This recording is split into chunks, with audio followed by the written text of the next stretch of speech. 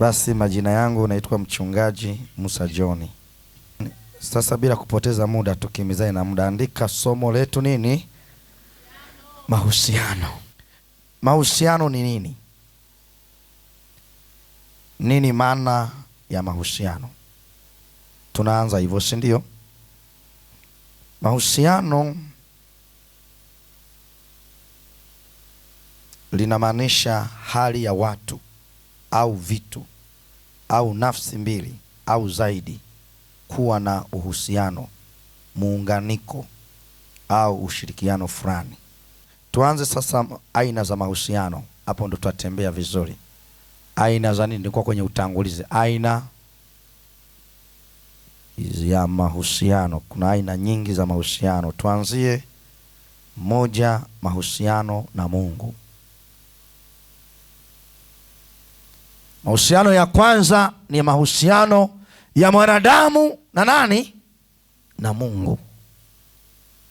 Mahusiano na Mungu ni kuwa na urafiki wa karibu. Ni kuwa na urafiki wa karibu. Ni kuwa na urafiki wa karibu na Mungu.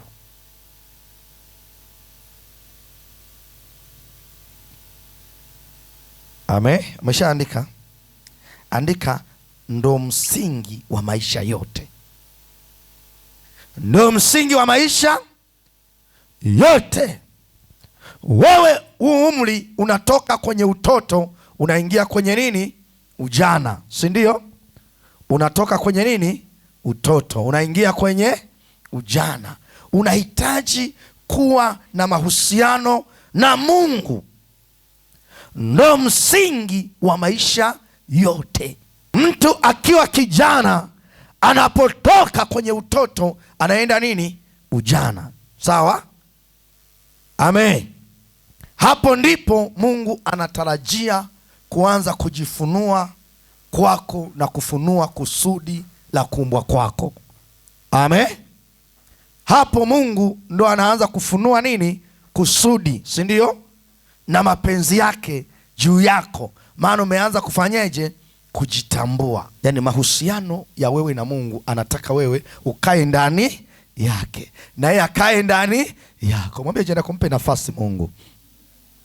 Mwambie tena, mtikise, mwambie mpe nafasi Mungu. Mwambie mpe nafasi ndani yako. Wewe kijana una nafasi ya kumpa Mungu nafasi. Amen. Amen. Huu ndio wakati ambao unataka umpe Mungu nini? Nafasi. Akuongoze, si ndio? Akubariki, akuwezeshe na akutie nguvu. Mahala ambapo kijana ili aimarishe mahusiano yake na Mungu lazima mjue nani? Mungu. Ukishamjua Mungu mambo yote ni mteremko. Mwambie jirani yako, mambo yote ni mteremko ukishamjua yeye. Kijana ajue thamani yake na ajue kuna watu wanamtegemea. Wazazi wako hapo, wadogo zako wako hapo, ndugu wako hapo, kanisa liko hapo, jamii iko hapo, inakuangalia wewe ni wa thamani. Tatizo linatokea ni kwamba jamii, wazazi wanakuheshimu, wanamwangalia binti yetu huyu, jamani, binti yetu huyu, kijana wetu siku moja atatujengea gari, siku moja tupandisha ndege, siku moja tutujengea kanyumba, tujitie moyo. Na wewe kumbe yule waliwekea tumaini, hajiri wewe. Muone mahusiano na nafsi yako. Jambo la kwanza fanyeje? Jitambue. Umeshaandika jitambue? Kujua thamani yako, umeshasema? Andika tena uwezo wako. Kwenye kujitambua wewe nafsi yako lazima uweke pia nini? Uwezo wako. Lazima ujijue uwezo wako na neema yako. Amen. Halo? Hivi naeleweka au? Madhara ya maamuzi yako. Kila maamuzi utakayochukua kwenye maisha yapime. Usijifikirie wewe. Kuna watu wakisikia hayo maamuzi yako wataria.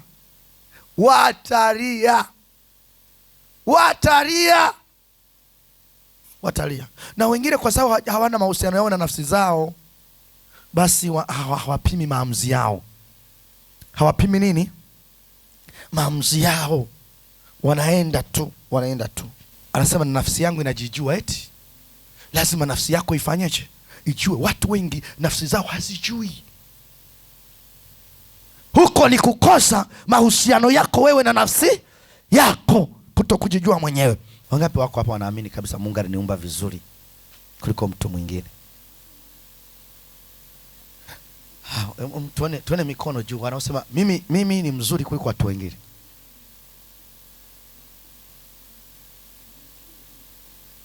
Level ya kujikubali, sawa? Level ya kujikubali. Tuko pamoja? Level ya nini? Kujikubali. Lazima iwe kwa viwango, wewe ni mzuri kuliko watu wengine.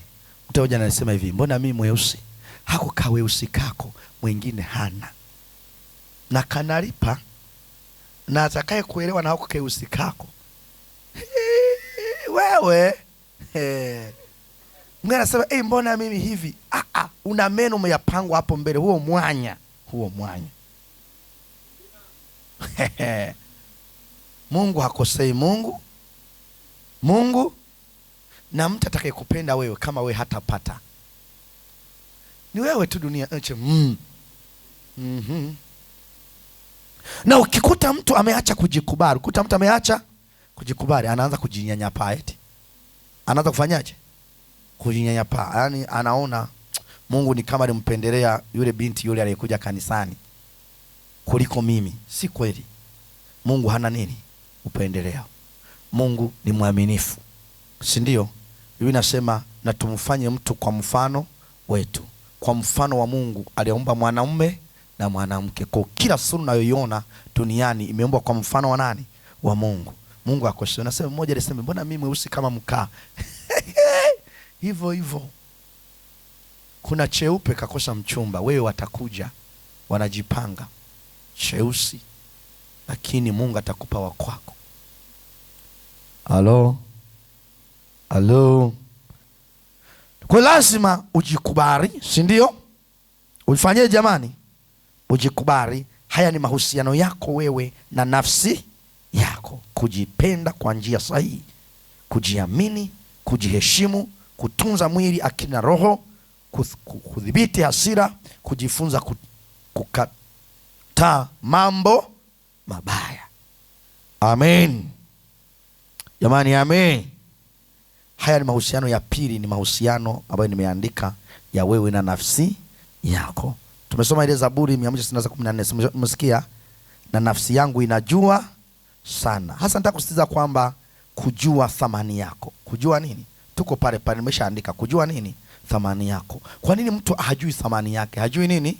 Thamani yake. Anaona hata kifa hana nini? Faida, si ndio? Anajichukulia poa. Hachukui tahadhari kwa sababu hana mahusiano na nafsi yake. Anajichukulia wa kawaida. Lazima ujue wewe ni mtu wa nini? Wa thamani. Na nyuma yako kuna vitu vinavyokutegemea. Wazazi tunakutegemea, wadogo zako tunakutegemea, kanisa tunakutegemea, jamii nakutegemea, ndugu na jamaa tunafanyaje? Tunakutegemea. Kwa ujithamini. Ufanyeje? Ujithamini. Kulikuwa na binti moja miaka nyuma kidogo, baba yake alikuwa Sengerema, alimsomesha ile binti kwa gharama kubwa, shule za private, alianza kulipa hela. Niko kwenye kutokujua thamani yako, si ndio? Baada ya kuwa ameingia kwenye hiyo, akamsomesha. Mwaka wa mwisho kumaliza form 6, yule binti miezi 3 kabla ya mitihani akagundulika na ujauzito. Unaweza kaona jinsi ambavyo wazazi walilia. Haya ni madhara ya kutokujua thamani yako. Mahusiano yako na nafsi yako, utaumiza nafsi yako, utaumiza nafsi za watu wengine. Mahusiano ya kifamilia. Swali la muhimu la kujiuliza, kwa nini familia ni muhimu? Kwa nini familia ni muhimu? Familia ndiyo shule ya kwanza ya tabia. Familia ndiyo shule ya kwanza ya nini? Ya tabia, upendo na nidhamu. Mahali pa kujifunza upendo ni wapi jamani? Kwenye familia, si ndio? Biblia inatuambia kwa neno la Mungu, waheshimu baba na mama upate kuishi miaka mingi na heri.